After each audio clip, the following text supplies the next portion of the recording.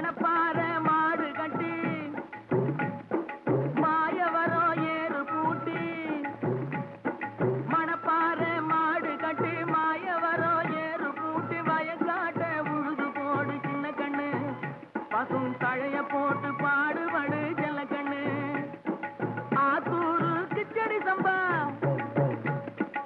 ஆத்தூரு கிச்சடி சம்பா பார்த்து வாங்கி வித விதைச்சு ஆத்தூரு கிச்சடி சம்பா பார்த்து வாங்கி வித விதைச்சு நாட்டை பறிச்சு நட்டு போடு சின்ன கண்ணு தண்ணிய ஏத்தம் புடிச்சு இறச்சு போடு செல்ல கண்ணு நாட்டை பறிச்சு நட்டு போடு சின்ன கண்ணு தண்ணிய ஏத்தம் புடிச்சு இறச்சு போடு செல்ல கண்ணு கருத நல்லா விளைய வச்சு மருத சில்லாட வச்சு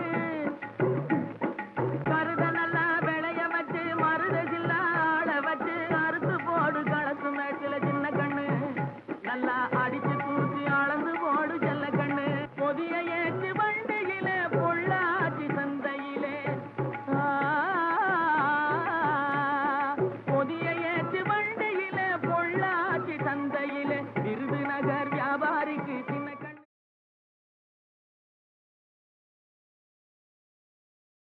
வேளாண் பெருங்குடி மக்களுக்கு அன்பு வணக்கம். இன்றைய பொன்விளை பூமி நிகழ்ச்சியில் முதலில் வருவது வேளாண் செய்திகள், வேளாண் ஆலோசனை நேரம், வேளாண் சந்தை நிலவரம், வேளாண் வானிலை மற்றும் வேளாண் தொழில்நுட்பம். இன்றைய வேளாண் தொழில்நுட்ப பகுதியில் உள்நாட்டு சினைமீன் மேம்பாட்டு மையத்தின் செயல்பாடுகள் குறித்து இம்மையத்தின் உதவி பேராசிரியர் மற்றும் தலைவர் டாக்டர் வி செந்தில்குமார் அவர்கள் தரும் தகவல்கள். இனி வருவது வேளாண் செய்திகள்.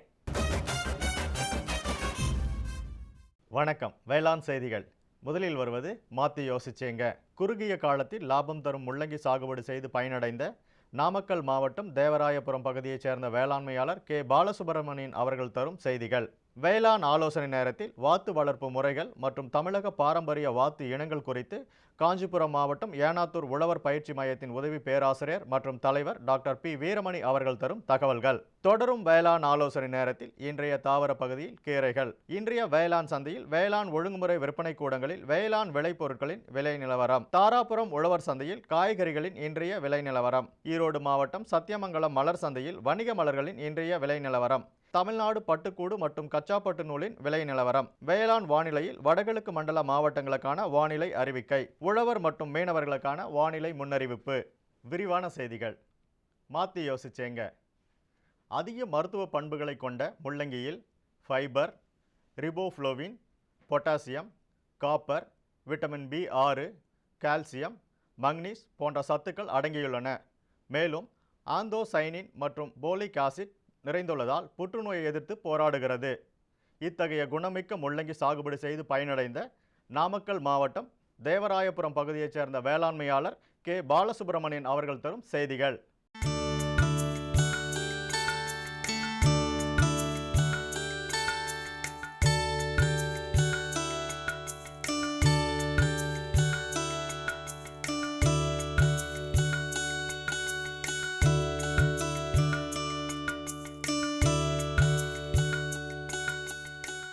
பல வருஷமாக பாரம்பரியம் முள்ளங்கி, கத்திரிக்காய், மிளகாய் பயிர் செஞ்சுட்டு வரேன்.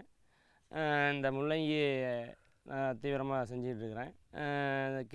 கேடெக்ஸ் 726 பயிர் செய்கிறேன். இதை பராமரிப்பு முறை உழவு நிலத்தை நன்றாக உழவு செய்து 2 அடி அகலம் 2க்கு 2 அகலத்தில் பயிர் செய்து 2 அடி ஓட்ட வேண்டும். மேல் உரமாக சூடோமோனஸ் 4 கிலோ, ஏக்கராவுக்கு 4 கிலோ, டைகோடர்மா 4 கிலோ, மக்கிய தொழு உரம் 100 கிலோ ஏக்கராவுக்கு கலந்து மேல் உரமாக போட்டு நுகர்ப்புழு உழவாமல் இருப்பதற்கு விதையில் 1 கிலோவுக்கு 10 கிராம் கலந்து அரிசி கஞ்சியில் கலந்து அடிக்கு அரை ஊன வேண்டும். இது முளைச்சி வந்தவுடனே கருவண்டு விழுவோம். கருவண்டுக்கு மானாகொட்டாபாஸ் அல்லது வேப்ப எண்ணெய் ஒட்டும் பசையில் கலந்து தெளிக்க வேண்டும். இடையில் உரம் மக்கிய தொழு உரம் யூரியாவை கலந்து இடையில் இட வேண்டும். இது குறுகிய காலத்தில் அதிக மகசூல். ஏக்கராவுக்கு குறைஞ்சபட்சம் 7 to 8 டன் கிடைக்கும். மார்க்கெட்டில் வாரச்சந்தையில் கொண்டு போய் விற்பனை செய்யலாம். இது கிலோ 10 ரூபாய்க்கு விற்பனை போகிறது. இது குறைஞ்சபட்சம் ஏக்கராவுக்கு 70,000 முதல் 80,000 வரை கிடைக்கிறது. உடைய செலவு 30,000, நமக்கு இதர லாபம் வந்து 50,000 கிடைக்கும். கேவிக்கு நாமக்கல் வேளாண்மை அறிவியல் நிலையத்தில் பூச்சியல் துறை சங்கர் சாரின் சார்பாக நான் ஆலோசனை கேட்டு இந்த பயிர் சாகுபடி செய்கிறேன். கேடெக்ஸ் 726 அவங்களுடைய அறிவுரையின்படி நான் குறைந்த கால பயிராக செய்கிறேன். இனி தொடர்வது வேளாண் ஆலோசனை நேரம். இன்றைய வேளாண் ஆலோசனை நேரத்தில் வணிக ரீதியில் லாபம் தரும் வாத்து வளர்ப்பு முட்டைக்காகவும் இறைச்சிக்காகவும் வளர்க்கப்படுகின்றது. மேலும் வாத்துக்களில் புரதம், கொழுப்பு, கார்போஹைட்ரேட் போன்ற சத்துக்களும் வைட்டமின் ஏ மற்றும் வைட்டமின் B12 நிறைந்து காணப்படுகிறது. அந்த வகையில் வாத்து வளர்ப்பு முறைகள் மற்றும் தமிழக பாரம்பரிய வாத்து இனங்கள் குறித்து காஞ்சிபுரம் மாவட்டம் ஏனாத்தூர் உழவர் பயிற்சி மையத்தின் உதவி பேராசிரியர் மற்றும் தலைவர் டாக்டர் பி வீரமணி அவர்கள் தரும் தகவல்கள். இப்போ சாதாரணமாக பார்த்திங்கன்னா கோழி இனங்களில் வந்து நம்ம அதிகமாக வளர்க்குறது வந்து கோழிகள் மற்றும் வான்கோழிகள், காடைகள் இந்த மாதிரி தான் வளர்த்துட்ருக்குறாங்க. இதில் முக்கியமான இன்னொரு இது என்னென்னாக்கா, இது தொழிலாக பண்ணும்போது வாத்து வளர்ப்புங்கிறது ஒரு முக்கியமான தொழில். இதை வந்து பண்ணையாளர்கள் வந்து அதிகமாக பண்ணுறதில்ல. பட் இருந்தாலும் இதை வந்து வாத்து வளர்ப்பு ஒரு தொழிலாக எடுத்து செஞ்சோம்னா ஒரு நல்ல முறையில் நல்ல வருமானம் தரக்கூடிய ஒரு தொழிலாக இருக்குது. அந்த வகையில் பார்க்கும்போது வாத்துக்களை வந்து நம்ம நிறைய இனங்கள் இருந்தாலும் வெளிநாட்டு இனங்களான ஒயிட் பெக்கின், அதாவது வெள்ளை பெக்கின் அப்படிங்கிற இனங்கள்லாம் வந்து கறிக்காக இறைச்சிக்காக வளர்க்கப்படுற வாத்துகள். அதையும் மீறி இப்போது நம்ம நாட்டு வாத்துகள் இருக்குது. அதாவது தமிழகத்துக்கே சொந்தமான சில வாத்து இனங்கள் இருக்குது. அந்த வாத்து இனங்கள் என்னென்னா முக்கியமாக முட்டைக்காக வளர்க்கப்படுற வாத்து இனங்கள். அந்த வாத்து இனங்களில் முக்கியமான ஒரே ஒரு இனம் என்னென்னா ஆரணி வாத்துகள் என்று சொல்லக்கூடிய ஒரு இனம். அது வந்து நம்ம தமிழ்நாட்டுக்கு சொந்தமான இனம். அந்த இனத்தில் வந்து 2 ரகங்கள் இருக்குது. ஒன்று வந்து கீரின்னு சொல்கிறோம், இன்னொன்று வந்து சன்னியாசின்னு சொல்கிறோம். இது ரெண்டுமே ஏன் அது மாதிரி சொல்கிறாங்க அப்படின்னாக்கா, அது ரெண்டுத்துக்கும் உள்ள அதாவது அது வெளிப்புற தோற்றத்தை வைத்து அதற்கு நம்ம பேர் வச்சுருக்கிறோம். அந்த 2 இனங்களுமே வந்து தமிழ்நாட்டிற்கு சொந்தமான இனங்கள். இந்த 2 இனங்களை பற்றி பண்ணையாளர்களுக்கும் நல்லா தெரியும். அதை பற்றியான நிறைய ஆராய்ச்சிகள் நம்ம தமிழ்நாடு கால்நடை மருத்துவர்கள் பல்கலைக்கழகத்தில் நாங்கள் செஞ்சுருக்கிறோம். அது செய்து புற தோற்றத்திலையும் அந்த இனங்கள் மற்ற இனங்களை காட்டிலும் வேறுபட்டுருக்குது. அது இல்லாமல் அதில் இருக்கிற மரபணுக்களை எடுத்தும் நாங்கள் நிறைய ஆராய்ச்சி பண்ணியிருக்காங்க நம்ம பல்கலைக்கழகத்தில் பண்ணிவிட்டு, அது அந்த மரபணுக்களில் இருக்கிற வேறுபாடுகள் மற்ற இனங்களை காட்டிலும் இதில் இருக்க வேறுபாடுகள் என்ன இருக்குங்கிறது நாங்கள் கண்டுபிடிச்சிருக்கிறோம்.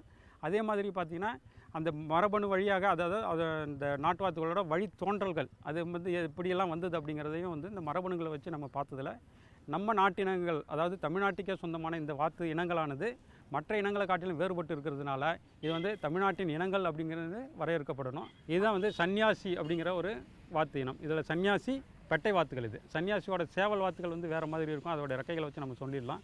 அதே மாதிரி இது வந்து சன்னியாசிங்கிற வாத்தோட பெட்டை இனம். இதில் ஏன் அது சொல்கிறாங்கன்னா, இதோட ரெக்கைகள் வந்து காவி கலரில் இருக்கிறதுனால காவி கலரில் இருக்கிறதுனால இது வந்து சன்னியாசி வாத்து என்று வரையறுக்கப்படுது. அதே மாதிரி இதோட அலகு வந்து பிங்க் கலரில் இருக்கும். அதே மாதிரி கால் வந்து பிங்க் கலரில் இருக்கிறதுனால இந்த மாதிரியான இனங்கள் தான் வந்து சன்னியாசி வாத்துகள் அப்படின்னு சொல்கிறோம்.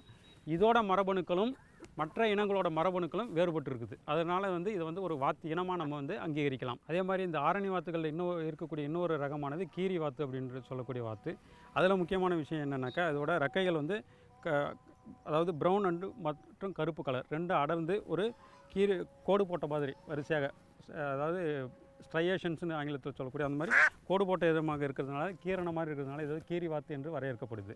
இதோட மரபணுக்களும் அந்த சன்னியாசி வாத்தோட மரபணுக்களும் வேறுபட்டு தான் இருக்குது. அதே மாதிரி இந்த 2 வாத்தில் இருக்கக்கூடிய மரபணுக்களை நம்ம எடுத்து ஆராய்ச்சி பண்ணதில் இந்த 2 வாத்துகளும் மற்ற இனங்களை காட்டிலும், அதாவது கேரளாவில் இருக்க வாத்து இனங்களாக இருந்தாலும் சரி, அஸ்ஸாமில் இருக்க வாத்து இனங்களாக இருந்தாலும் சரி, வெளிநாட்டு இனங்களாக இருந்தாலும் சரி, இது எல்லாத்தோட மரபணுக்கள்லேருந்து இது மாறுபட்டு இருக்கிறதுனால இது தமிழ்நாட்டுக்கு சொந்தமான ஒரு வாத்தினமாக இருக்குது. இதை வந்து நம்ம வந்து தமிழ்நாட்டின், அதாவது நாட்டின வாத்துகள் அப்படிங்கிறதுல இந்த ஆரணி வாத்துகள்ங்கிறத நம்ம வந்து ஒரு அங்கீகாரம் படுத்த வேண்டிய கட்டாயத்தில் நம்ம இருக்கிறோம். இது அதே மாதிரி இந்த தமிழ்நாட்டின் வாத்து இனங்களை வந்து அதிகபட்சமாக வளர்க்குறது வந்து நம்ம காஞ்சிபுரம் மாவட்டம் மற்றும் வேலூர், திருவண்ணாமலை, விழுப்புரம் அந்த மாதிரியான மாவட்டங்களில் தான் வைக்கிறாங்க. ஏன்னா நீர்நிலைகள் அதிகமாக இருக்கிற இடத்துல தான் இதை வளர்க்குறாங்க. இது முற்றிலும் நம்ம விவசாயிகளோட கையில் தான் இருக்குது.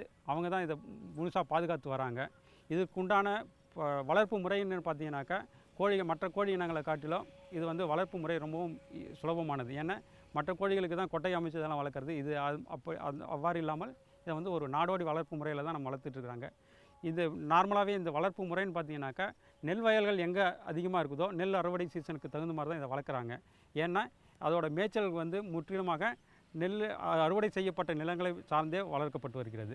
அதே மாதிரி இதிலிருந்து வரக்கூடிய இறைச்சி ஆனாலும் சரி, முட்டையானாலும் சரி, இதற்கு தகுந்த விற்பனை வாய்ப்புகள் வந்து கேரளத்தில் தான் இருக்குது. ஸோ இதிலேருந்து கிடைக்கக்கூடிய முட்டைகளையும் சரி, கோழிகளையும், இறைச்சிக்காக கோழிகளையும் அதிகமாக நம்ம கேரளாவுக்கு அனுப்பி தான் இவங்க இப்போ செஞ்சிட்ருக்கிறாங்க. இந்த மாதிரியான இதை வந்து தொழிலை வந்து பாரம்பரிய முறையில் இவங்க, அதாவது இப்போ வளர்க்குற ஆட்கள் எல்லாருமே வந்து அவங்களோட மூதாதையர்கள் இதை வளர்த்துருக்குறாங்க. அதிலேருந்து அந்த வளர்ப்பு முறைகளை கற்றுக்கிட்டு தொடர்ந்து இது மாதிரி தான் செஞ்சுட்டு வராங்க. இப்போ தான் வந்து இதை வந்து ஒரு விஞ்ஞான ரீதியிலான வளர்ப்பு முறைகளுக்காக வந்திருக்கிறாங்க. ஒவ்வொருத்தருக்கும் வந்து ட்ரைனிங் எடுத்து எங்ககிட்ட நிறைய பேர் உழவர் பயிற்சி மையத்துக்கு நிறைய பேர் வந்து பண்ணையாளர்கள் நிறைய பேர் வந்து கேட்டிருக்காங்க. அவங்களுக்கு இந்த மாதிரியான வளர்ப்பு முறைகளை வந்து எந்த மாதிரி செய்தால் அவங்களுக்கு வந்து கொஞ்சம் லாபகரமாக இருக்கும் அப்படிங்கிறத பற்றி நாங்கள் சொல்லி கொடுத்துருக்குறோம். அது மூலயமா இவங்க வளர்த்து எல்லோரும் பயனடைஞ்சிட்டு இருக்கிறாங்க. இதிலேருந்து நம்ம என்ன சொல்ல வரோம்னா, அதாவது கோழி இனங்களில் வளர்க்குறதுல நிறைய இது இருந்தாலும் வாத்துகளையும் ஒரு இனமாக நம்ம வளர்த்தோம்னாக்கா நல்ல முறையில் லாபம் அடைகிறதுக்கு வாய்ப்புகள் இருக்குது. அதே மாதிரி கோழி இனங்கள் வளர்க்குறதுல நிறைய சலுகைகள் இருக்கிற மாதிரி வாத்து இனங்கள்லையும் நிறைய சலுகைகள் வந்தால் இந்த தொழில் மென்மேலும் வளர்ச்சி அடைகிறதுக்கு வாய்ப்புகள் அதிகமாக இருக்கிறது. மேலும் விவரங்கள் பெற டாக்டர் பி வீரமணி அவர்களை 0942048026 என்ற கைபேசி எண்ணில் தொடர்பு கொள்ளவும். தொடரும் வேளாண் ஆலோசனை நேரத்தில் இன்றைய தாவர பகுதியில் கீரைகள். இரும்பு சத்து அதிகம் நிறைந்த கீரைகள் வயிற்றுப்புண், குடல் புண், இருதய நோய்கள், தோல் நோய்கள் போன்ற நோய்களுக்கு மருந்தாகவும் பித்தத்தை குறைக்கவும் பயன்படுகின்றது. இந்நற்பண்பு மிக்க கீரை சாகுபடி குறித்து காண்போம். பயிரிட ஏற்ற பருவம் மற்றும் தட்பவெப்பநிலை. நல்ல மண்ணும் மணலும் கலந்த சற்றே அமிலத்தன்மை கொண்ட இருமண் பாட்டு நிலம் கீரை சாகுபடிக்கு உகந்தது. கீரை வகைகள் அதிக சூரிய ஒளியில் அதிக விளைச்சலை தரவல்லது. 25 டிகிரி செல்சியஸ் முதல் 30 டிகிரி செல்சியஸ் வெப்பநிலையில் நன்கு வளரும். பயிரிட ஏற்ற பருவம். ஆண்டு முழுவதும் கீரையை பயிர் செய்யலாம். பயிரிட ஏற்ற ரகங்கள்: கோ 1 முளைக்கீரை மற்றும் தண்டுக்கீரை, கோ 3 கிள்ளுக்கீரை மற்றும் அரைக்கீரை, கோ 4 தானியக்கீரை. அறுவடை: அரைக்கீரை, முளைக்கீரை மற்றும் தானியக்கீரை விதைத்த 21 நாட்களிலிருந்து அறுவடை செய்யலாம். மகசூல்: அரைக்கீரையில் மகசூல் ஹெக்டேருக்கு 30 டன்கள் வரை கிடைக்கும். முளைக்கீரையில் மகசூல் ஹெக்டேருக்கு 10 டன்கள் வரை கிடைக்கும். தானியக்கீரையில் மகசூல் ஹெக்டேருக்கு 8 டன்கள் வரை கிடைக்கும். மேலும் விவரங்கள் பெற agritech.tnau.ac.in என்ற இணையதளத்தை பார்க்கவும். விளம்பர இடைவேளைக்கு பின் வேளாண் செய்திகள் தொடரும். சரிங்க சரிங்க. இவ்ளோ நேரம் சிரிச்சு சிரிச்சு யார்கிட்ட பேசிட்டு இருந்தீங்க? விவசாயிகள் கால் சென்டர் நிபுணர்கிட்ட பயிர்கள் பத்தின யோசனை கேட்டுட்டு இருந்தேன். காலையில சரி, மதியானம் கூடவா? விவசாயிகள் கால் சென்டர் காலையில 6 மணில இருந்து ராத்திரி 10 மணி வரை திறந்திருக்கும். ஞாயிற்றுக்கிழமை கூடவா? ஆமா, வருஷத்துல 365 நாளும் திறந்திருக்கும். விவசாயம் சம்பந்தப்பட்ட பிரச்சனைகளுக்கு தங்கள் மொழியில் உடனே தீர்வு பெற இந்தியாவில் எங்கிருந்தும் எந்த போன் மூலமும் தேசிய ஹெல்ப்லைன் நம்பர் 1800-180-1551 தொடர்பு கொள்ளவும். இனி வருவது வேளாண் சந்தை. இன்றைய வேளாண் சந்தையில் தமிழ்நாடு வேளாண் ஒழுங்குமுறை விற்பனை கூடங்களில் வேளாண் விளைபொருட்களின் விலை நிலவரம். கம்பு இதர ரகம் அரியலூரில் குறைந்தபட்சம் மற்றும் அதிகபட்ச விலையாக 1862 ரூபாய்க்கும், தேனியில் குறைந்தபட்ச விலையாக 1800 ரூபாய்க்கும், அதிகபட்ச விலையாக 1860 ரூபாய்க்கும், வரகு இதர ரகம் திட்டக்குடியில் குறைந்தபட்சம் மற்றும் அதிகபட்ச விலையாக 1929 ரூபாய்க்கும், எல் இதர ரகம் திருக்கோவிலூரில் குறைந்தபட்ச விலையாக 6375 ரூபாய்க்கும், அதிகபட்ச விலையாக 9585 ரூபாய்க்கும், விழுப்புரத்தில் குறைந்தபட்ச விலையாக 7711 ரூபாய்க்கும், அதிகபட்ச விலையாக 8650 ரூபாய்க்கும், காராமணி இதர ரகம் விழுப்புரத்தில் குறைந்தபட்ச விலையாக 4371 ரூபாய்க்கும், அதிகபட்ச விலையாக 5817 ரூபாய்க்கும், செஞ்சியில் குறைந்தபட்சம் மற்றும் அதிகபட்ச விலையாக 7210 ரூபாய்க்கும், கொள்ளு இதர ரகம் செஞ்சியில் குறைந்தபட்சம் மற்றும் அதிகபட்ச விலையாக 4300 ரூபாய்க்கும், வேலூரில் குறைந்தபட்சம் மற்றும் அதிகபட்ச விலையாக 4389 ரூபாய்க்கும் விற்பனை செய்யப்பட்டது. தொடரும் வேளாண் சந்தையில் திருப்பூர் மாவட்டம் தாராபுரம் உழவர் சந்தையில் காய்கறிகளின் இன்றைய விலை நிலவரம். கத்திரிக்காய் 1 கிலோ 45 ரூபாய்க்கும், வெண்டைக்காய் 1 கிலோ 48 ரூபாய்க்கும், அவரைக்காய் 1 கிலோ 40 ரூபாய்க்கும், சின்ன வெங்காயம் 1 கிலோ 25 ரூபாய்க்கும், பெரிய வெங்காயம் 1 கிலோ 15 ரூபாய்க்கும், பச்சை மிளகாய் 1 கிலோ 45 ரூபாய்க்கும், தக்காளி 1 கிலோ 21 ரூபாய்க்கும், இஞ்சி 1 கிலோ 40 ரூபாய்க்கும், கருவேப்பிலை கட்டு ஒன்று 4 ரூபாய்க்கும், கொத்தமல்லி கட்டு ஒன்று 4 ரூபாய்க்கும், புதினா கட்டு ஒன்று 6 ரூபாய்க்கும் விற்பனை செய்யப்பட்டது. ஈரோடு மாவட்டம் சத்தியமங்கலம் மலர் சந்தையில் வணிக மலர்களின் இன்றைய விலை நிலவரம். கத்திரி ரோஸ் 20 பூக்கள் கொண்ட பாக்கெட்டின் விலை 160 ரூபாய்க்கும், மல்லிகை 1 கிலோ 400 ரூபாய்க்கும், முல்லை 1 கிலோ 500 ரூபாய்க்கும், கனகாம்பரம் 1 கிலோ 340 ரூபாய்க்கும், செண்டுமல்லி 1 கிலோ 100 ரூபாய்க்கும், பட்டன் ரோஸ் 1 கிலோ 140 ரூபாய்க்கும், துளசி 1 கிலோ 50 ரூபாய்க்கும், சம்பங்கி 1 கிலோ 150 ரூபாய்க்கும், அரளி 1 கிலோ 170 ரூபாய்க்கும், சாமந்தி 1 கிலோ 120 ரூபாய்க்கும், காக்கடா 1 கிலோ 400 ரூபாய்க்கும், கோழிக்கொண்டைப்பூ 1 கிலோ 95 ரூபாய்க்கும் விற்பனை செய்யப்பட்டது. தமிழ்நாடு பட்டுக்கூடு விற்பனையில் முன்னணி நகரங்களில் விலை நிலவரம். மஞ்சள் பட்டுக்கூடு தருமபுரியில் அதிகபட்சமாக 1 கிலோவிற்கு 410 ரூபாய்க்கும், குறைந்தபட்சமாக 350 ரூபாய்க்கும், சராசரியாக 386 ரூபாய்க்கும்.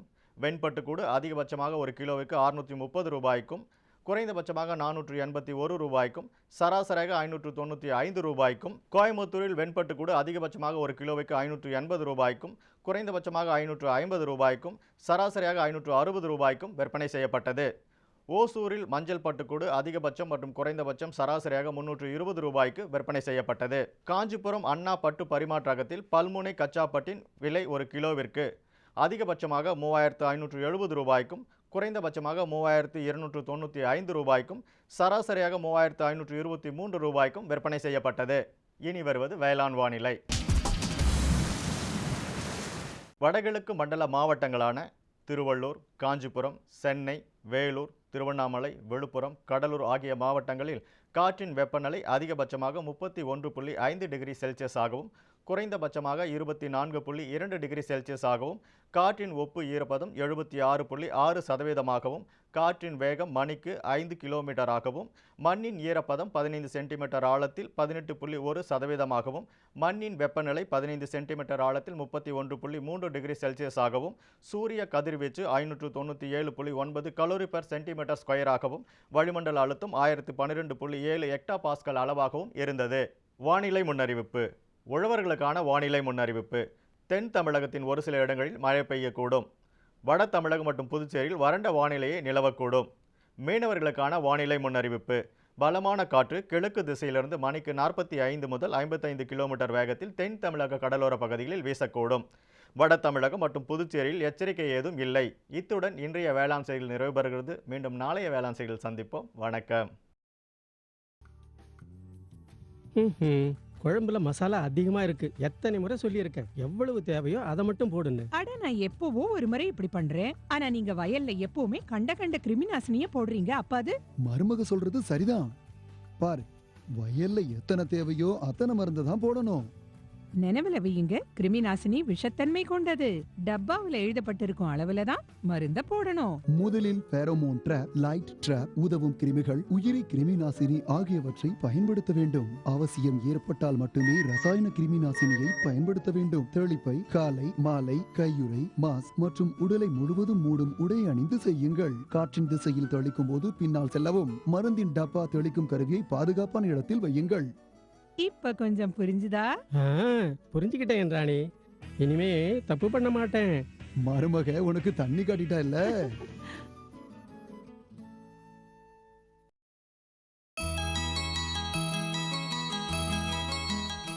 உள்நாட்டு சினைமீன் மேம்பாட்டு மையமானது நன்னீர் மீன் வளர்ப்பு, இறால் வளர்ப்பு, வண்ண மீன்கள் வளர்ப்புக்கு ஏற்ற பயிற்சிகளை பண்ணையாளர்களுக்கு வழங்குகின்றது. மேலும் நல்ல மகசூல் பெறுவதற்கான தொழில்நுட்பத்தை ஆராய்ச்சிகள் மேற்கொண்டு பண்ணையாளர்களுக்கு வழங்கவும் வழிவகை செய்கின்றது. இத்தகைய சிறப்பு அம்சங்களை கொண்ட உள்நாட்டு சினைமீன் மேம்பாட்டு மையத்தின் செயல்பாடுகள் குறித்து விவரிக்கிறார் இம்மையத்தின் உதவி பேராசிரியர் மற்றும் தலைவர் டாக்டர் வி செந்தில்குமார் அவர்கள்.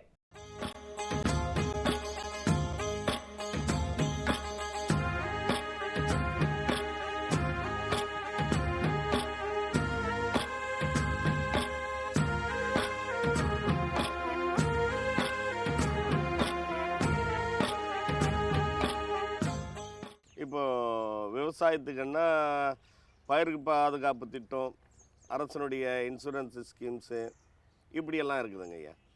ஆனால் இந்த மாற்று ஏற்பாடுகளின் மூலமாக இதே விவசாயிகள் விவசாய நிலங்களிலே பண்ணை குட்டைகளை அமைத்து மீன்களை வளர்த்துக்கிட்டு இருக்காங்க. அவங்களுக்கு அந்த உயிரினங்களை பொய்த்து விடக்கூடாது என்பதற்கான பயிர் பாதுகாப்பு திட்டத்தை போல் மீன் பாதுகாப்பு திட்டம் மாதிரி ஏதாவது இருக்குதுங்களா ஐயா? இப்போ இந்த நடைமுறை இந்திய அரசாங்கத்தினால தேசிய மீன்வள அபிவிருத்தி ஆணையத்தினால பரிச்சார்த்த முறையில் இருக்குது சார். ஓரிரு மாநிலங்களில் பரிச்சார்த்தமான முறையில் இருக்குது. அதில் இருக்கக்கூடிய இடர்பாடுகள்லாம் கலைந்துட்டு விவசாயிகளுக்கு இவ்வளோ தான் ஒரு காப்பு தொகையை நம்ம வசூல் பண்ணணும் அப்படின்ற ஒரு தீர்மானத்துக்கு இந்த இன்சூரன்ஸ் நிறுவனங்கள் வந்துட்டாங்கன்னா, காப்புறுதி நிறுவனங்கள் வந்துட்டாங்கன்னா, அதுக்கப்புறம் வந்து இது இந்தியா முழுக்க விரிவுபடுத்தப்படும்.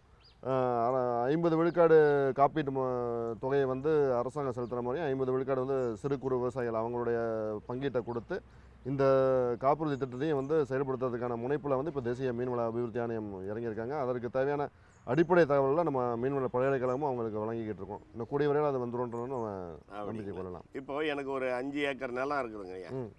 5 ஏக்கர் நிலத்தில் வந்துட்டு நான் ஒரு குறைஞ்சபட்சம் ஒரு 10 மீன் வளர்ப்பு குட்டைகளை, நன்னீர் வளர்ப்பு குட்டைகளை ஆரம்பிக்கிறேன்னு வைங்களேன். நான் அந்த 5 தவிர மற்ற இடத்துல வந்துட்டு குஞ்சுகளை வளர்க்கணும், அல்லது இந்த தொழிலையே நான் வந்துட்டு அபிவிருத்தி பண்ணணும். இதில் வந்துட்டு பொருளாதார நெருக்கடி எனக்கு ஏற்படுதுங்க. வங்கிகளின் மூலமாக ஏதாவது வாய்ப்புகள் இருக்குதுங்களா? கண்டிப்பாக உண்டுங்க. அதாவது நம்ம தஞ்சை மாவட்டத்தை பொறுத்த வரைக்கும் விவசாயிகளுடைய அனுபவம் என்ன அப்படின்னா, எப்படி நீங்கள் வந்து பயிருக்கு வந்து குறுகிய கால கடன் வாங்குறீங்க. ஒரு பருவத்துக்கு மட்டும் நான் வந்து விதைக்கு போகிறதுக்கு முன்னாடி கடன் வாங்கிட்டு என்னுடைய மகசூல் அறுவடை முடிஞ்சோன்னா கடனை வந்து திருப்பி செலுத்தக்கூடிய நடைமுறை. அது வந்து அதுக்கு வந்து வட்டி வீதம் 7 விழுக்காடு. வங்கி தேசியமயமாக்கப்பட்ட வங்கிகளுக்கு போனீங்கன்னா ஒரு ஆண்டுக்குள்ளார நீங்கள் வந்து கடனை திருப்பி செலுத்துறீங்க 7 விழுக்காடு. அந்த மாதிரியும் வந்து விவசாயிகள் குறுகிய கால கடனே வாங்கியிருக்காங்க. நடப்பு கடன் மீனுக்காக பிரத்யேகமாக. ஆமாம், ஏன்னா இது வந்து ஒரு விவசாய தொழில் தான் அப்படின்னு. அதே மாதிரி விவசாய பிரிவின் கீழே எல்லா தேசியமயமாக்கப்பட்ட வங்கிகள்லையும் விவசாய பிரிவின் கீழே விவசாயத்துக்கான கடன் உதவி தொகை மூலியம் மீன் வளர்ப்புக்கும் வந்து நமக்கு நிறைய கடன் உதவி திட்டங்கள் செயல்படுத்தப்பட்டிருக்கு. நம்ம மையத்தின் சார்பாகவே அதுக்கு வந்து திட்ட அறிக்கைகள் கொடுத்துட்ருக்கோம். தஞ்சை மாவட்டத்தில் இயற்கை இடர்பாடுகள் வந்துட்டு நீர் இல்லாத சூழ்நிலைகளில் மீன் வளர்க்க மாற்று ஏற்பாடுகள் தஞ்சை மாவட்டத்தில் கண்ணும் கருத்துமாக நீங்கள் கவனம் செலுத்துகிறீங்க, பாராட்டுக்குரிய விஷயம். மற்ற மாவட்டங்களில் இதே மாதிரி ஒரு முயற்சியை நீங்கள் எடுப்பதற்கான சாத்தியக்கூறுகள் உண்டுங்களா? இருக்குது. இப்போ நம்ம பல்கலைக்கழகம் 2012 தான் ஆரம்பிக்கப்பட்டதுன்றதுனால அதற்கப்புறம் வந்து தொடர்ச்சியாக நம்ம இதற்கு மாதிரி பிரத்யேகமான மையங்கள் பெரும்பகுதியான மாவட்டங்களில் இப்போ தமிழகம் முழுக்க அமைச்சிருக்காங்க. நீங்கள் ராமநாதபுரத்துக்கு போயிட்டீங்கன்னா வந்து முழுக்க கடல் மீனுக்கான ஆராய்ச்சி மையம், கன்னியாகுமரி போயிட்டீங்கன்னா ஊர்நீர் இறாலுக்கான இனப்பெருக்க மையம், அதே மாதிரி பவானி சாகரில் ஒரு நன்னீர் மீனுக்கான ஆராய்ச்சி மையம், கிருஷ்ணகிரியில் போனீங்கன்னா திலேப்பியா ஆராய்ச்சி மையம், திலேப்பியா மீனை மட்டுமே பற்றி படிக்கக்கூடிய ஒரு மாதிரி மீன் குட்டைகள் வச்சு. ஆமாம், இதை விட இன்னும் பெரிய பரப்பளவில் ஒரு எல்லாமே 10 ஏக்கர் 15 ஏக்கர் பரப்பளவில் அதற்கான குஞ்சு பொறிப்பகங்கள் ஆராய்ச்சி மையங்கள் எல்லாம் இணைந்து இப்போ வந்து தோற்றுவிக்கப்பட்டு கொண்டு இருக்கு. எல்லாம் வந்து மையங்கள் அமைச்சிட்டு இருக்காங்கன்னு வச்சுங்களேன். இருந்தாலும் அவங்க இந்த பயிற்சி போன்ற நடவடிக்கைகள்லாம் இப்போ ஆரம்பிச்சிட்டாங்க. அது வந்து தொடர்ச்சியான செயல்பாட்டில் தான் இருந்துகிட்டு இருக்குது. இது அவங்களும் வந்து இப்போ இந்த மையம் மாதிரியே தஞ்சை மையம் மாதிரியே அவங்களும் வந்து தொடர்ச்சியான பயிற்சிகள், மீன் குஞ்சு உற்பத்தி, அதே மாதிரி அவங்களுக்கு தேவையான பரிசோதனைகள்லாம் வந்து மண் நீர் பரிசோதனைகள்லாம் வந்து செய்யக்கூடிய சூழ்நிலை வந்துருச்சு. இப்போ மீன் குட்டைகள் அமைச்சிட்டேன், மீன் குட்டைகள் போதும்னு நினைக்கிறேன். மீண்டும் நல்ல செழிப்பான ஒரு சூழ்நிலை உருவாகுது, காவிரியில் தண்ணி வருதுன்னு வச்சுக்கிறேங்களேன். இப்போ நான் மீண்டும் விவசாயத்துக்கு வரணும்னு தான் நிலத்தை பயன்படுத்த முடியுமா? தாராளமாக. அதாவது நம்ம இந்த மீன் குளம் வெட்டக்கூடிய முறைக்கே நம்ம என்ன சொல்கிறோன்னா, நீங்கள் முழுக்க வந்து 6 அடி ஆழத்துக்கு மண்ணை அப்புறப்படுத்திட்டு குளம் வெட்டாதீங்க. 6 அடி ஆழம் நம்ம மீன் வளர்ப்புக்கு குளம் தேவைன்னு சொல்கிறோம். அந்த 6 அடி ஆழத்துக்கான மண்ணை வந்து முழுக்க உங்கள் இடத்துலேருந்து அப்புறப்படுத்திட்டு பண்ணாதீங்க. இல்லை வேறு ஒரு இடத்துலேருந்து மண்ணை கொண்டு வந்து போட்டு வரப்பு அமைக்கப்பட்ட குளமாகவும் அமைக்காதீங்க. உங்கள் இடத்தையே பகுதி தோண்டி வரப்பு அமைங்க அப்படின்னு சொன்னால் இந்த 6 அடி உயரத்துக்கு வரணும். முழுக்க தன் தரையில், அதாவது அவருடைய பரப்பளவில் 3/4 அடி அல்லது 1 அடியை தோண்டினார்னா போதும் ஒரு விவசாயி. அவர் வந்து 6 அடி உயரத்துக்கு கரையை போட முடியும். என்றைக்கு அவர் வேண்டாம்னு நினைக்கிறாரோ அந்த மண்ணெல்லாம் தூத்து விட்டார்னா திரும்ப அது வந்து அவருக்குரிய வயலாகவே விவசாய இடமாகவே வந்து நிலம் பாதிப்பு ஒரு பாதிப்பு வராதுங்க. அதான் அதனுடைய தலைச்சத்து கண்டிப்பாக அதிகமாக இருக்கும். நம்ம இந்த நீரை தேக்கி வச்சிருக்கிறது, இந்த மீனுக்கு தேவையான தீவனங்கள் கொடுத்தது, உரங்கள் பயன்படுத்துறது, கண்டிப்பாக வந்து அந்த நீர் வந்து இன்னும் உரம் பெற்று இருக்கும். இன்னும் ஒரு சில விவசாயிகள் இங்கே தஞ்சை மாவட்டத்திலே என்ன ஒரு பயன்பாட்டில் இருக்காங்க அப்படின்னு சொன்னால், அவங்க வந்து ஒரு பருவம் நீர் இருக்கும்போது மீன் வளர்ப்பாங்க. அந்த மீன் வளர்ப்பு குளத்துக்குள்ளேயே வந்து நெல்லை வளர்க்கக்கூடிய சூழ்நிலை. நீர் இல்லாத காலகட்டங்களில் பயிர் சுழற்சி முறை, ஒரு பருவம் வந்து நெல், ஒரு பருவம் மீன் அப்படிங்கிறப்ப அந்த மண்ணுடைய வளம் வந்து தொடர்ச்சியாக காக்கப்படும். அடுத்த தலைமுறைக்கு நம்ம மண்ணை வந்து நம்ம சந்ததிகளுக்கு அதை வந்து ஒரு வளமான மண்ணாக விட்டு சொல்லுவோம் அப்படின்ற ஒரு பயன்பாட்டோட வளம் குன்றா மண்ணாக அதை நீங்கள் சொல்கிறது பார்த்தீங்கன்னா நிலம் பால்பட்டு விடும் என்றது தவறான தகவல். அது வந்து ஒரு மீன் குட்டைகள்னால எந்த பாதிப்பும் வராதுன்ற கண்டிப்பாக வராது, உறுதியாக சொல்லலாம். இப்போது எனக்கு என்னன்னா, ஒரு பழமொழி உண்டு, உழவன் கணக்கு பார்த்தா உழக்கு கூட மிஞ்சாதுன்னு சொல்லுவாங்க. அந்த உழவன் மாற்று ஏற்பாடாக மீன் வளர்ப்புக்கு வர்றாங்க இல்லைங்களா? கண்டிப்பாக. அந்த மீன் வளர்ப்புக்கு வந்தோன்னா அதனுடைய லாபம் நட்ட கணக்கு எப்படிங்க ஐயா இருக்கு? அதாவது இந்த மீன் வளர்ப்பு தொழிலை பொறுத்த வரைக்கும் பார்த்தீங்கன்னா மீன் குஞ்சுகள் மற்றவங்க குளம் தயாரிப்பு செலவெல்லாம் வந்து மிக ஒரு குறைந்த விழுக்காடு தான். இதில் அதிகப்படியான செலவு அப்படிங்கிறது வந்து தீவன செலவு தான். நம்ம வந்து ஒரு சிறிய அளவில் இருக்க மீனை தீவனம் கொடுத்து ஒரு பெரிய மீனாக்கி விற்கிறோம். அப்போ அந்த பெரிய மீனாக்கிறதுக்கு நம்ம வந்து இதில் என்ன சொல்கிறோம்னா தீவன மாற்று விகிதம். நீங்கள் வந்து 1 கிலோ மீனை உற்பத்தி பண்ணுறதுக்கு எவ்வளோ தீவனம் கொடுக்கணும் அப்படிங்கிறது நம்ம நன்னீர் மீன் வளர்ப்பை பொறுத்த வரைக்கும், இந்த கெண்டை மீன்களை பொறுத்த வரைக்கும் பார்த்தீங்கன்னா 1 கிலோ மீனுக்கு 1 கிலோ தீவனமே போதுமானது.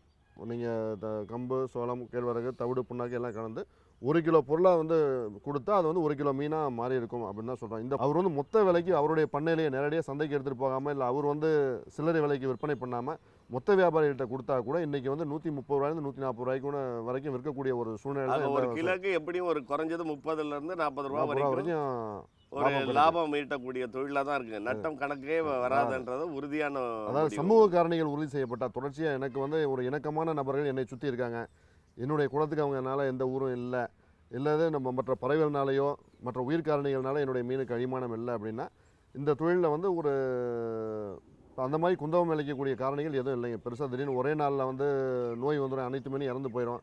இல்லை அது வந்து என்னுடைய நீங்கள் சொன்ன மாதிரி வந்து இந்த மீன் வளர்ப்பு குளம்னால சுற்றுச்சூழலுக்கு ஒரு கேடு, அந்த மாதிரி எந்த ஒரு ஐயமும் இல்லாமல் ஒரு பயமும் இல்லாமல் இது வந்து சுற்றுச்சூழலுக்கு இணைந்த முறையில் இயற்கை முறையில் செய்யக்கூடிய ஒரு விவசாயமாகவே நீங்கள் இதை. இப்போ உங்களுடைய பங்களிப்பு தொடர்ச்சி கண்காணிப்பில் இருப்பீங்க. அது அறுவடை செய்யணும், மீனுக்கு பிடிக்கிற காலங்கள் எப்படி நிர்ணயம் செஞ்சு நீங்களே ஆலோசனை வழங்கிடுவீங்களா? ஆமாங்க. அதாவது இப்போ விவசாயிகள் வந்து ஒரே காலகட்டத்தில் இப்போ தீபாவளி சமயத்துலேயோ அல்லது பொங்கல் சமயத்துலேயோ வந்து அந்த கரிநாளைக்கு நம்ம மீனை விற்போம் அப்படின்ற மாதிரி எல்லாரும் இருப்பு செஞ்சாங்க அப்படின்னு சொன்னால் அந்த மீனுடைய சந்தை விலை மிக குறைந்து போகக்கூடிய ஒரு சூழ்நிலை வந்து. ஏன்னா இப்போ மீன் வந்து நம்ம அறுவடை பண்ணிட்டோம்னா மற்ற பயிர்கள் மாதிரி சேர்த்து வைக்கக்கூடிய ஒரு கிட்டங்கிகள் நம்மகிட்ட கிடையாது. பரவாயில்ல இன்றைக்கி ரேட் நாளைக்கு விற்றுக்கலாம், நம்ம எங்கேயாவது வச்சுருப்போம் அப்படின்றது கிடையாது. குளத்தை விட்டு நீங்கள் அறுவடை பண்ணிட்டீங்க அப்படின்னு சொன்னால் உடனடியாக அதை வந்து விற்பனை செய்யக்கூடிய சூழலுக்கு தான் போகிறாங்க. அப்போ வந்து இந்த விவசாயிகளுடைய விலை வந்து அங்கே நிற்காது. வியாபாரிகள் என்ன சொல்கிறாங்களோ, மீன் வந்து கரைக்கு வந்துருச்சுன்னா நீங்கள் நான் சொல்கிற விலைக்கு இவங்க கொடுத்தாங்கன்ற ஒரு கட்டாயத்துக்கு விவசாயிகள் வந்துடுவாங்க. நான் இந்த மீனை அறுவடை பண்ணிட்டேன்றதுனால போய் 70 ரூபா 80 ரூபாய்க்கு வந்து எந்த விவசாயம் தேவைப்படும் போது மட்டும் பிடிச்சிக்கலாம். மார்க்கெட்டில் விலை போகுது அப்படின்னா மார்க்கெட்டில் அவசியம் மக்களுக்கு நுகர்வு தேவைப்படுதுன்னு போது மட்டும் பிடிச்சி வெளியில் எடுத்துக்கொண்டு வந்து மார்க்கெட்டிங் பண்ணிக்கலாம். இப்போ அதற்கு தேவையான ஒரு குறுஞ்செய்தி அல்லது தொலைக்காட்சி வழியாக வந்து அந்த சந்தை நிலவரங்களை கொடுக்கக்கூடிய ஒரு அமைப்பையும் வந்து நம்ம தஞ்சை மையம் உள்ளூர் தொலைக்காட்சி வழியாக நம்ம செஞ்சுக்கிட்டு இருக்கோம். மீனுடைய சந்தை நிலவரம் வந்து சொல்லிட்டு இருக்கனால அதை பார்த்துட்டு விவசாயிகள் வந்து அவங்களுக்கு எது வேணுமோ அதை அறுவடை பண்ணி கொடுத்துருவாங்க. அந்த உள்நாட்டு சினை மீன் மேம்பாட்டு மையத்தினுடைய பங்களிப்பு விவசாயிகளுக்கு மிகவும் உறுதுணையாக இருக்கிறது. உங்களுடைய தொண்டு, உங்களுடைய சேவை தொடர்ந்து இந்த பகுதி மக்களுக்கு இருக்க வேண்டும் என்று கேட்டுக்கொண்டு இதே போன்று மற்ற மாவட்டங்களையும் நீங்கள் சிந்திக்க வேண்டும் என்று அன்போடு கேட்டு விடைபெறுகிறேன். நன்றி. நன்றி. மேலும் விவரங்கள் பெற டாக்டர் வி செந்தில்குமார் அவர்களை 094 44 46 44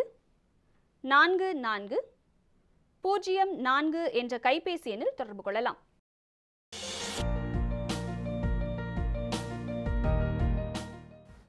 வேம்பு கலந்த யூரியா. சிறந்த உற்பத்திக்காக வேம்பு கலந்த யூரியா நம் நாட்டிலேயே 70 லட்சம் டன்னாக அதிகரிக்க 6 ஆலைகள் சீரமைக்கப்படுகின்றன. FCIL-இன் கோரக்பூர், சித்ரி, தல்ச்சர் மற்றும் ராமகுண்டம் ஆலைகள், HFCL-இன் பரௌனி மற்றும் BVFCL-இன் நாமருல் போர்ட் ஆகியன. பழம் நழுவி பாலில் விழுந்தது போல இப்பொழுது நம் நாட்டிலேயே வேம்பு கலந்த யூரியா உற்பத்தி செய்யப்படும். இதனால் விவசாயிகளுக்கு நன்மையே விளையும். 10% வரை தானிய உற்பத்தி அதிகரிக்கும். மண்ணில் 10 to 15% நைட்ரஜன் திறன் அதிகரிக்கும். சிறந்த உற்பத்திக்கு வேம்பு கலந்த யூரியா.